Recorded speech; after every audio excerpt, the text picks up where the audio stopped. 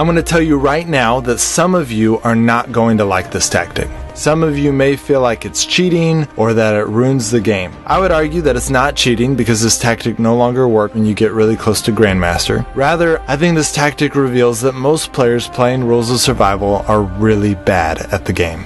If you want to be great at the game, this is actually not the best tactic that I offer. For the best tactic, I recommend checking out my video called 59 Tips and Tricks for Rules of Survival. That tactic will always beat this tactic. But this tactic will always win until you get almost all the way to Grandmaster. So here it is. As I mentioned in my other video, it is almost always preferable to wait as long as possible before leaving the airplane. In this tactic, leave the airplane when you are close to the edge of the island and then parachute into the water next to the island. If you are in bronze, silver, or gold, you can actually just stay here in the water until you die from radiation, and you will still win 10 to 20 points each time without ever picking up a single item. But that's kinda lame, and if you want a chance at getting first place, wait until the safe zone appears significantly away from the shore, and then wait about 1 minute for everyone to leave the area, and then come out of the water and rummage through the loot that was left behind. As long as you wait until there are only 60 people left, you will win points when you die. When you're looking around, you probably won't get the best stuff, but you'll be surprised that you actually get some pretty decent gear. My favorite place to do this tactic is to land in the water right next to Rust Bay. In a single player game, it doesn't matter how many people land at Rust Bay, only 2 or 3 of them will leave the area alive. This leaves more than enough leftovers to get some pretty amazing gear.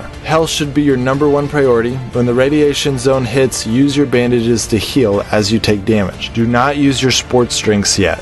Keep looting and getting a ton of health while being on a lookout for a vehicle. When the 3rd round of radiation hits, it will start getting annoying to heal bandages. If you haven't found a vehicle yet, start heading to the safe zone. But stay along the main road to increase your chances of finding one. This is where you want to use sports drinks to increase your movement speed and heal you while you run. But you still may need to use a few bandages from time to time. If you are not in the safe zone by the 5th round of radiation, you will have to start using medkits, so it's best to make it there before that happens. But if you end up dying at this point, you will still probably be within the top 15 to 20 players. If you found a vehicle, then I recommend rushing to the safe zone, but not just going to the edge, because the safe zone is small enough by now that your chances of running into someone on the edge is pretty likely. At this point, you are playing with the best players, so they will likely not shoot at you unless they know they can kill you quickly. So rush past the edge all the way to the center of the safe zone. It's best to time it to where the new safe zone has just appeared, so everyone is repositioning while you're doing this. Look for the biggest group of trees and buildings and jump out in the middle of them and hide.